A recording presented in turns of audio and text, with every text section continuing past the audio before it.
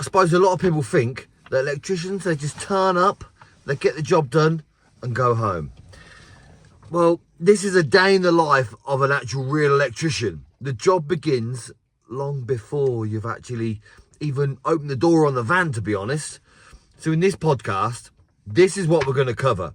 We're going to cover the early mornings, the quotes and all the messages, customer psychology, testing with all the safety regs that we have to abide by, some of the tool choices that you make that will probably save you time in the future, and behind the scenes, basically the money, the admin, the things that customers don't actually see. And hopefully this will help you have a less stressful business and make more profit. Let's be honest, that's what we're here for. Welcome back to Toolbox Talks for Electricians. My name is Ben, your host, and I'm going to go through with you today exactly what it's like being a modern day electrician. I say a modern day electrician because I think it's changed a little bit over time. You didn't necessarily used to have to do all these, I don't know, little jobs that have come around now, especially with smart lighting or EV chargers, with a lot of the fault finding. Everything's different now. A lot of the time, it used to be where, yeah, it was a wiring fault. You could see that there was something wrong. It was something burnt out. But a lot of the time these days, I find that it's an appliance. And people say, my EV charger's not working. And they think electrician's going to come out, charge them £50 to have a look, tighten the screw up, and it will all be fixed. But 9 times out of 10 with an EV charger, it's the charger gone wrong. You've got to get in contact with the manufacturers to get that charger replaced or repaired. Yes, there's a lot more entailed, especially when you go to a customer's property as well. And they say, yeah, I just want this fixing. And you have to sort of say, I'm sorry, but you do need a new fuse board. There's nothing you can do sometimes. If that property has had a wiring done sort of 50, 60 years ago, and it's not been maintained maybe, or something's got in there, it's been billy bodged. You've had, a lot of places have had DIY guys living there. So they've extended, they've done their own bit of wiring, because back in the day when you didn't have Part P and people used to do it, I know for a fact because my dad used to do it, the old wireless fuses. I remember we used to wrap fag papers around them, not fag papers, but the bits out of the fag papers around them to get them to work again, because he ran out of fuse wire. It didn't care back in the day. A lot of people did that back in the day to get it working, and possibly I'd say that there's some properties these days still with a bit of tinfoil wrapped around fuses. But then I do realise as well that there is a lot of older people, old generation, they think, oh, I could have more energy efficient lighting in my property. So they want to opt for a lot of LED lamping, LED lamps, LED bulbs, whatever you call them. And they want to basically change everything. And in their head, they assume that I go down Tesco's and just buy a couple of LEDs and it'll be fine. Yes, you can do that, but then they get to the position where they go all the time and they cost £5 instead of 99p. So you're best in actually spending your money on LED lamps, because it's like the good old saying, you spend, what is the saying? I can't remember now. But if you spend your money once and you won't buy twice, something like that. Correct me if I'm wrong. It's along them lines. But with, like back in the day where you used to have the old 12 volt lights with a transformer. And then we went to the LEDs and the GU10s that we just switched over for LEDs. Well, that's changed again, because now we've gone back to an LED light fitting with track lighting, or well, basically what they've got is a driver. Rather than a transformer, it's a driver. And that can go wrong as well. And if you can't find it in a property, someone's done it when the ceiling was down and they've beautifully fixed the driver to the joist, that's going to be a bitch. Because you're not just an electrician anymore. Like I say, you've got to be the rep for your company, the sales rep in effect. You've got to have customer relations. You've got to go into that property, smiley faced, all bright and shiny, and explain to a customer exactly how you're going to do it, what you're going to do, and then how much it's going to cost. But it doesn't stop there either, because you've got to be the project manager in effect, because you've got to determine how you're going to do that wiring, exactly how they want it done. Oh, so I want all this lighting, I want it switched via an app as well. I want to be able to switch it from the inside of the kitchen and the other side of the kitchen, so that's two-way switching. But oh yeah, I also want to switch over here, so I want to add an intermediate. So you've got to design that wiring for that install as well, and you've got to be that boring dude. Not saying all health and safety guys are boring, but you've got to assess the situation, sort of thing, for health and safety. If you're going to have floorboards up and they've got kids around the house, you've got to say, look, I need to block off the upstairs, because if your kids are running up and down going to their computer and they fall through the floorboards, I'm going to get the blame, let's be honest. So you've got to explain to the customer, look, for health and safety reasons, can we block off upstairs, or can you even move out for a bit and not have the kids around while I'm doing it? And more commonly these days as well, if you're doing a job and you've got to do a bit extra, they always ask you, can you just do this while you're here? Well, let's get it written down on a bit of paper. Let's get it in an email to say that there's extras, because no doubt by the time you get to the end of that job and say, look, this is £200 more. Why? Why is that £200 more? Because you asked me to do this. You've always got to have a paper trail. So it's not just going in there, getting the job done. You've got to sort of get back in your van, or get your laptop out and send them a quick email, or your phone, send them a quick email to say, look, can you agree to these extras? Because then it might not be that the wife is possibly going to be paying the bill. She'll ask for 1,000 things, but the husband will come home, hang about, we agreed this price, mate. Yes, but we need this in writing. You've got this on your email, and hopefully you're speaking to the person that's going to actually be paying you. I've done it before. I've gone to someone's house when they've asked, I've recommended a few things. Oh, you should put these lights up here. You should put another socket here. Yeah, right, do that. That's a great idea, Ben. But then it's come to it and he says, oh, I didn't know you were going to put another one there as well. Oh, yeah, it's going to cost a little bit extra. Maybe not as much as a new install, but if I'm doing 10 sockets and you want 11, there is going to be a little bit of an extra cost. That's how it works. And the worst thing of all, which I find every electrician hates, the marketing, the going out there, the selling yourself. You're basically to get yourself the work. Because if you don't have people to work for, you ain't going to have people that will pay you either. So let's start with the van preparation. Before you've even got to the job, you've got to check out the van, that you've got the right kit to start with. You've got to go to the wholesalers and get the right kit. You've got to make sure you've got all your tools in the van that you need. Sometimes you might be going to do a rewire. And I don't carry the chaser everywhere I go. So I've got to make sure I've got that chaser in there. Sometimes if someone wants an RJ45 plug-in, you've got to make sure you've got some Cat 5 on there. I don't carry everything. I only drive a small van, so you can't put it all in there at the same time. Let's say you've got some high-level lights to go up, and you don't always stick a ladder on top of your van.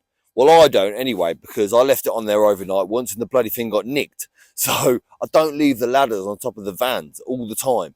So you've got to make sure you've got everything in preparation before you even get to the job. And then there's the thing of paperwork as well. Because if you've got a job, like recently I've done a job that had loads of little jobs, an extra socket here, an extra socket there, remove this old cable. So I had to print out basically what I'd quoted for, because the last thing you want to do, get done and dusted, and then say, oh Ben, you ain't done this. So you've got to print it all out, and that obviously costs as well. Your printer work and all your paper. You've got to plan for the job, basically plan for when you get there to get it all done, to make sure you get paid. And then once you've got everything in your van ready to go and you get on the road, you hit that motorway, it's a bleeding traffic jam. You don't plan for traffic. It can happen at any time. Basically, if there's a car crash or, I don't know, some idiots run out of fuel in the middle of the motorway, so it slows everyone down, even on the other side when some dickheads are bloody rubbernecking and having a little look. You've got to plan for it. You've got to make sure that you leave with plenty of time. So you get thereabouts, well, to get the job done.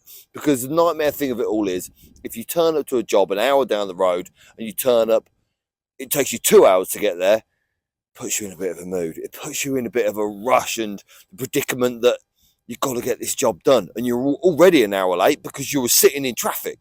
Because then, with my experience, you can't just turn up to the job and say, right, get the kettle on, I'll make a start. You've got to have a little chin wag. You've got to make sure that, right, is everything ready? Have you moved everything out of that room where I said I've got to get the floorboards up? And you've got to have a little, I don't know, 10 minutes of walking around to make sure that the customer's happy with what you're doing and we're all okay to go ahead. That's even if the customer's even there. Sometimes they might leave a key out so you can get in. That's beautiful because then you don't have to talk to anyone. You just crack on, get things done. But it's nice to be cleanliness and tidy. You've got to make sure you've got to get everything out, everything prepped and everything out of the way. Maybe I was turned up to a job a little while ago. There was a note on the door said, "Do not let the cat out. He's not allowed out."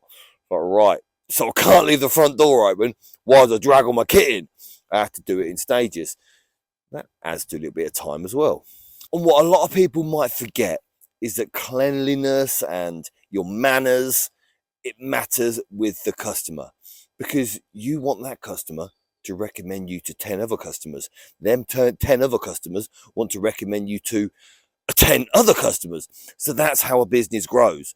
So you want to be able to basically be nice to your customers, well, treat them as your friends, your best friends if you need to, because it helps you in the long run.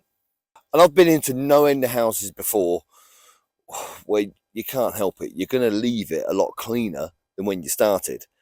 If you work in some people's houses and you can't go in there and say, "Oh my God, this is a dump." That's just rude because you're still there to do the job. Although I know a lot of people that work for someone else and just refuse to do the job because it's untidy. You can't necessarily do that if you're working with someone else. I have refused to work in a letting house before, a landlord's property before, because I pulled a floorboard up, there's a needle underneath. I ain't interested in working amongst needles. Who the hell put a needle underneath that floor? I'm not interested in. But sometimes, yeah, you've got to be polite, even if it is a bit of a dump. And then you've got to do your first initial assessment. How are you going to route them cables? If they want a socket on the wall or the lighting circuit, how are you going to get cables to it? Are you going to do chases? Is it dot and dab? You've got to assess the situation in a way to see actually how you're going to do the job to make sure that you don't go and get a load of kit out of the van that you ain't going to actually use. And another thing to keep in mind that I'm always wary of, if sometimes you go to someone's house and it's the summer holidays, people have got kids there. The kids are there, and these days kids hate the internet going off. So when you safe isolate a circuit and it might turn the internet off, them kids might run downstairs and go, "This happens all the time. Bang, I'm going to switch that MCB back on." No, you've got to make sure you safe isolate, either lock it off or take the bleeding cables out of the MCB. That's exactly what I do. I take the cables out, so even if they do find a way of turning it on after you've told them that do not turn it on, that'll bleed and electrocute me, they can't do it. It can't physically be done. So safe isolate the circuits that you're working on, because the last thing you want to do is get an electric shock. Even though you do get electric shock every now and again when you do something maybe a little bit wrong or you didn't safe isolate properly, these things happen. Any electrician that says he hasn't had a shock, we're lying for. And the initial assessment when you walk through with that customer, explain to them, "I've got my chaser here and there's going to be a lot of mess. There'll more than likely be dust everywhere and there'll be holes in the wall." And just explain to them the worst case scenario. Because then when you do find that that wall's a dot and dab and you don't have to make as much mess, you can fish the cables through it, that's a bonus to them. You can explain it to them later on. But just let the customer know that there's going to be a shed load of mess and a shed load of disruption. How long's the electricity going to be off? All bleeding day. Because if I'm turning it on and off just to suit you because you want to boil the kettle or you want the internet on to have a Zoom meeting at lunch, yeah, I can't do it. It's going to slow me down. I want to knock it off, get cracking, get done, get out of there, have your Zoom meeting another day. Because the brilliant thing, what I've done before as well, if I'm doing a rewire in a property, have a little leaflet, a little letter or something like that that you drop through next doors. Let them know that, look, this week I'm going to be here for 5-10 days doing a rewire on this property. Like you put up with the noise a little bit. There's going to be a lot of noise. I'm going to be in and out, banging and chasing and running cables. You might hear me a little bit next door, especially if it's a terraced house and you've got both sides that are connected. You'll be chasing through the walls and yeah, it echoes in the next doors. But not just for that, because then they might go, "Huh, my house needs a rewire as well. I might get this guy to do mine next." This happens all the time. It's a brilliant idea. Just a little notice through the next doors to say, "Look, I'm being polite. I'm letting you know there's going to be some noise. Just let them know that, yeah, you're an electrician and you can do their house. That's sort of a subconscious message that you're doing to, obviously, all the neighbours. And this goes with the initial assessment that you're doing with the property as well, if the customer's there. Let them know what you're going to do, how you're going to do it, what's the outcome going to be. You're going to have the light switches and new cables in, all for the lighting. Once I'm done and dusted, it'll all be nice and safe. Something like that, just to let them know in case they've missed anything, in case they've got different expectations in their head of what's going to happen. So like I'm putting in 10 down lights in here. Oh, we wanted 12. They can tell you that then, to make sure that you're following your itinerary of the quote or the estimate that you've given them, and everyone's singing from the same hymn book, because then you know basically what's going on and what they expect you to do. And then if you're going to be there all week, tell them, I'm going to be here all week. Electricity is going to be on and off all week. It's going to be a lot of disruption to your power and lighting within your house all week. And sometimes if it's a rewire, let them know that you ain't going to have any lights in the evening. You're not going to have any sockets in this area in the evening. I'm ripping it all out to replace it with new. Let them know how long it's going to take and when you expect to be out. I'd sometimes possibly add a day or two if it's a rewire. It depends what job you're doing. But always go over, because then when you're done a bit early, they'll think, good lad, he got done quicker than he anticipated. And that's a good thing, sort of thing. They'll think highly of you, and then just in case it goes a bit wrong, you've got a bit more time to get things done. Because things can happen and things can go wrong. Not once, I was in someone's kitchen, and this is just something that happened. I drilled straight through the gas pipe. Pooped myself, went and turned the gas off, called up a plumber, got him booked in to come round the same day, and then went and told the customer, this has happened. I'm sorry, I'm going to have to stop for a little while and let the plumber crack on with his bit. I think I was putting an extractor fan, drilling a 4-inch hole through the wall. It just happened. Nothing I could do. Didn't even know. Couldn't even anticipate that gas pipe was there. I suppose if I had a stud checker, I could have. But yeah, I didn't. This has happened. If anything goes wrong and anything's going to take you a little bit longer, let the customer know. 9 times out of 10 or 10 times out of 10 in my eyes, sort of thing. They'll always understand. There's nothing you can do. Things happen. And then when you eventually get round to actually cracking on and doing the work, you've got to design it as you go along. Like I know there's a height to BS 7671 for all your switches and sockets, but in a domestic house, if you're just adding a light switch, always follow suit what the other light switches are.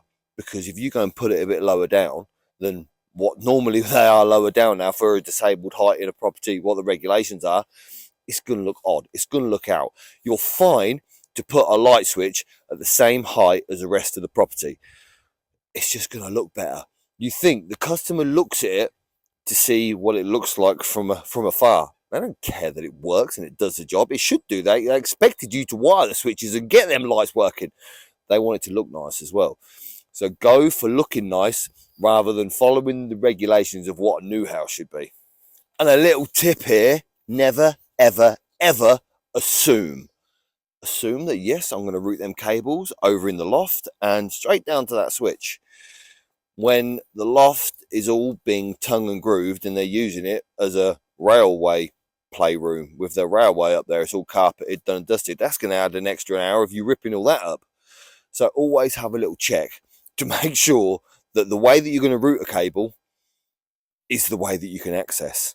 If you're fault finding on a circuit, it's 80% your brain, 20% basically actually doing the job. I'll tell you a little story. I've been around someone's house once when they say, my kitchen lights don't work. I don't know why. This is why I've called Electrician. Well, okay, so I've gone straight to the source. Kitchen lights, no power. What's up with that? They're not on. They're not working. So, right, okay, have you done any other work in the property at all? Like, anything happened lately where you've put a picture up, maybe gone through a cable, or you've had some DIY done, possibly some floorboards replaced, some carpets put down, anything like that? Nope, nothing. Well, hang about, mate. I can see in that utility room, it looks like a brand new light. That's a nice light. When did you put that up? I did that myself last weekend. Was that when the light stopped working? Yes. Right, there you go. Straight away, you pulled that light down. He'd left the loop supply out. He'd wired it in wrong. He'd done a bit of DIY. So 80% using your brain to chat to that customer, you can more than likely diagnose the fault straight away. And I don't know where it's come from or why it's come from, but electricians, let's be honest, guys, we do clean up most of the time, and you have to, especially if you're working in domestic premises. Maybe in industrial, yeah, you throw it on the floor. But in domestic premises, you always clear up after yourself, because that goes in good stead again against the customer, because a lot of times people are recommending me because I've got a Hoover. And when you've actually done that job, it's the little things that take your time that matter to the customer. Like I say, a lot of people don't care that you've just wired a whole lighting circuit and 12 downlights. They will care, however, that you've gone to that consumer unit and you've labelled bathroom lights are on this circuit. They like that for some reason, especially if none of the other circuits are in that board are labelled. You've got your printing machine out, you've labelled that circuit so it looks very professional, neat and tidy. These are the little things that customers notice in my eyes. And I know some sparkies out there, they might plug their little tester in and go, yeah, I've got a live neutral on earth, I'm laughing, them lights are coming on, it obviously works fine. No, like, you've got a test kit. You must be an electrician that's got a test kit. Use it to do your tests, because you don't want things to escalate later on. I've seen it before where you've done a test, and yes, mistakes do happen. When you push that switch back, you've caught the neutral against the earth. There's a slight tingle, a slight little reading you're getting back because you've caught that neutral in the box, or you've caught something somewhere. So when you test, rectify all your faults if you've got any, because if not, you're going to get called back, and they ain't going to pay you for something that you've done wrong. And it is the last thing you do. You test it. Once it's all back together, you give it a test and make sure that it all works fine. And always the customer's looking over your shoulder, seeing what you're doing with that. Was it going on and off? The circuit's just tripped. Yes, I know, that was me testing the RCD. So it shows to the customer as well. It's just another thing. What we've got to do is keep this customer happy. This customer happy will lead on to other customers being happy, because they'll recommend you at work and their family and friends. And depending on what you've done in there, you're going to have to fill out a minor work certificate or a electrical safety certificate for NAPET and stuff anyway, whatever you send off for the NIC. You're going to have to fill it all out. Sometimes take a screenshot on your phone, or you're scribbling it down, or do it on your iPad. Whatever you're doing, you've got to get them test results anyway. Don't make them up just in case they are wrong. I know people that have made it up before and thought, it's fine, I'll just jot anything down. Just do your tests, because then it becomes good practice. The bonus about having a test certificate as well, you can write down all the information of what you've done. I did this lighting circuit. I extended the lighting circuit of 12 light fittings in the living room, something like that. So if anything does happen, they'll ring you up later on going, the lights have gone out. Well, it's your outside light. It could be on the same circuit, so you can explain to them that I didn't touch anything out there. I just tested the supply that was in the living room and then utilised that supply to put my lights in. You can't try and blame me for your outside light that you drove into.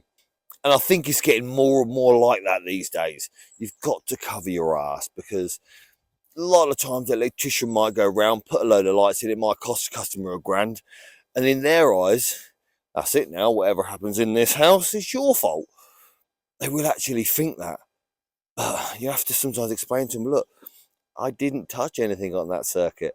This is something that's happened because your wiring's crap. And if you remember rightly, when I was here before, I recommended you change that. Told you it was going to go sooner or later. And the real time-consuming thing that we don't really show behind the scenes, in effect, of electricians is basically the admin side.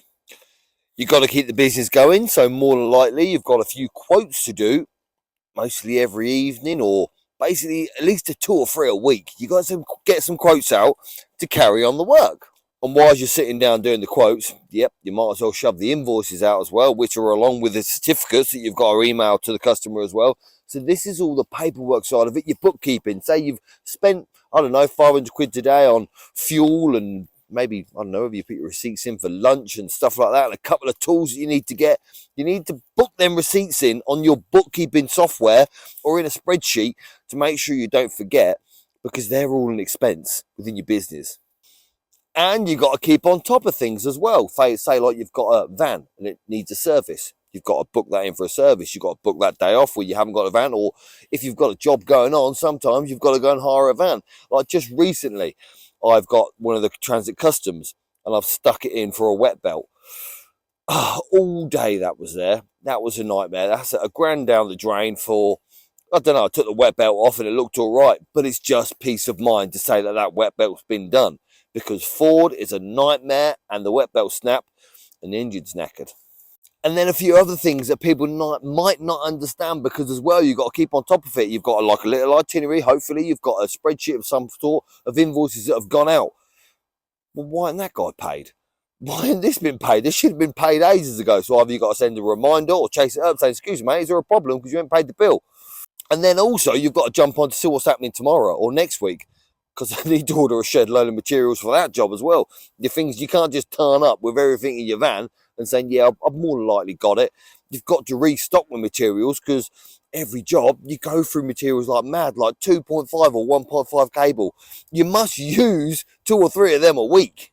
Not to mention, if you're a one-man band, then you've got to answer your phone yourself. You're the receptionist as well as the guy that actually does the work in the business. So you've got to answer the calls. Or if someone more likely left you a message, you've got to get back to their messages, because this is what keeps the ball rolling. This is what keeps the business going. This is what keeps the money coming in. And this is probably also why a lot of self-employed electricians don't work a full week. They give themselves a day off where they've got the admin, they've got everything to catch up on. Because I'm not a fan of working till 10 o'clock at night every night, getting the admin done. Not interested in that. I give myself a day to jump on it, get all that admin done, get all the invoices out, chase them up or anything like that, and get all the certificates done in one day, because then that's all the boring bit in my eyes out the way. And something that I'd struggled with, I think, when I first started, you'd go around to a property, it's got no electric. They're screaming that they need an electrician because they've got no electric in the property. You're there for sort of hour and a half, you rectify the fault, you repair the fault, find out exactly what happened, and you repair it. You nip off and get a new outside socket or whatever it was, and you fix that socket. They're well happy. And you're charging them sort of 250 quid. You think that job was well easy. 250 quid, I can't charge them that much. You're not charging them for the hourly rate you were there. You're basically charging them for your experience, your qualifications that you've done all your life. You're charging them for the knowledge that you've got to be able to do that. Because if you don't charge right for the knowledge that you've got to be able to carry on your business, then someone else is. Your business is going to fail. You're going to end up going working for somebody else, being employed again and just following the grind. But if you're working for yourself, 250 bucks for, you might have just changed an outside socket, but you spent your time finding that. So it's your experience and your knowledge to find that. And you've got to remember all the time that if you didn't do it, if you didn't do that job, you didn't charge them right, then someone else would have charged them the same anyway. It's just lucky that they're your customer and they trust you. And another little tip for people that are just starting out, make sure you don't answer your phone after a certain time. Say you get home at 6 o'clock, or if you want to work late, fine, 10 o'clock. But don't answer your phone after a certain time, especially if it's a random number, because it'll either be somebody that wants somebody now. I don't know, if it's someone that wants a job booking in, what the hell are they phoning at 10 o'clock at night for? Because if you answer it at 10 o'clock at night, you can guarantee that customer will think, yeah, Ben works 24 hours. I'll phone him whenever. No, I'm not interested in that. You might be when you're first starting out, because if it's 10 o'clock at night, it might be a call out. But in my experience, they're like, oh, can you fit me in to do an outside socket? Just do it whenever. Don't phone me at 10 o'clock at night. Phone me in the daytime when I'm sitting next to my diary and not in bed. And another thing for when you're first starting out, if you're first starting out, you got the job done, invoice them straight away. It's fresh in the mind, they're happy with the job, they'll remember, and hopefully they'll pay it that same day. Or even if you could send the invoice while you're at the property, say, right, job's done, check your emails, invoice is in there. I know people that have got their email ready before they've even done the job, because sometimes for a company it's 30 days payment. So they're getting it in as soon as that job's done, because 30 days, yeah, it's a long time. And so, like I say, test kit and maybe tools for electrician has changed over the years of what you need and what you actually have to carry. You 100% need to carry a multifunctional tester.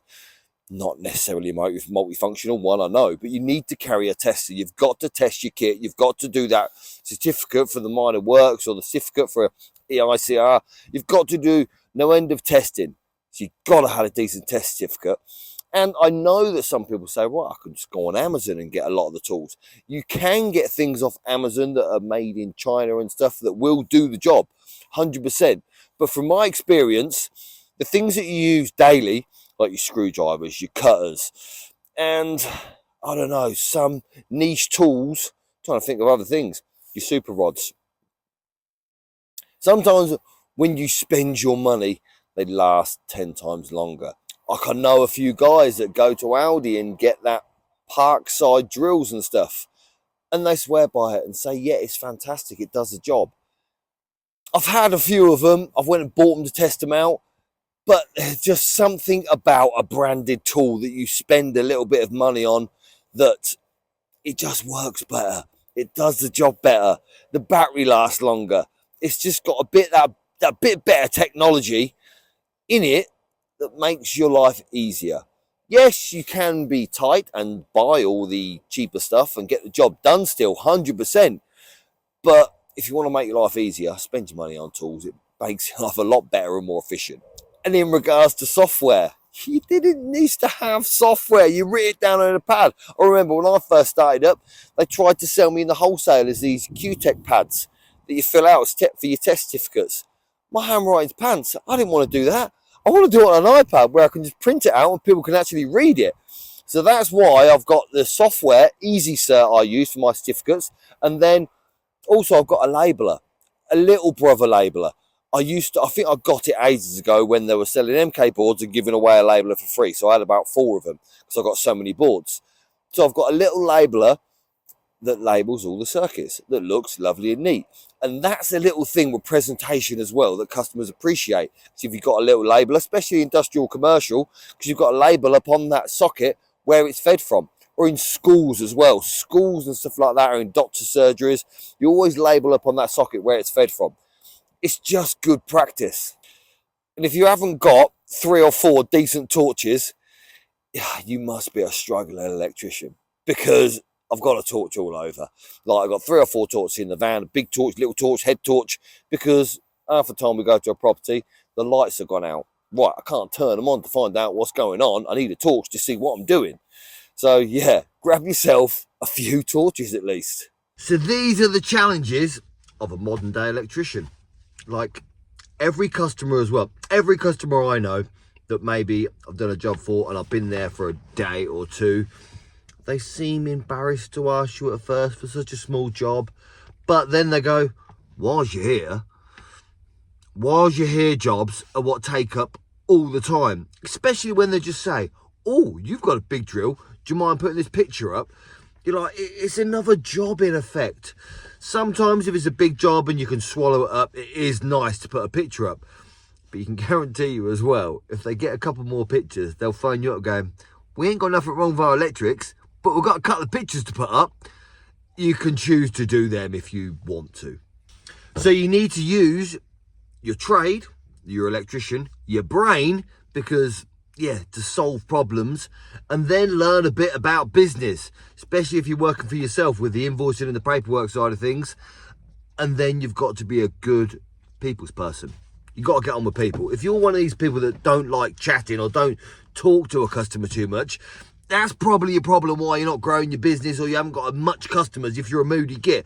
You've got to be friendly and joyful around your customers, because that's what helps your customers appreciate you. I always take my dog with me to any work, any job, and they love it. Everyone knows, you got a dog with you today? Yes. He can come in if you want. And I have let him in someone's house before, and this lady, all she wanted to do, sit on the settee with my dog and feed him biscuits, which was fine. I didn't mind that. It's just that's why he got fat, not me. So as a modern day electrician yourself, what can you say is the most stressful part of you running your own business? Let me know in the comments and I'll chat about it on another podcast some other day. So make sure to leave a like and subscribe. And one more thing is this thing about electricians. They earn a fortune. They earn so much money. I don't know where people get out from.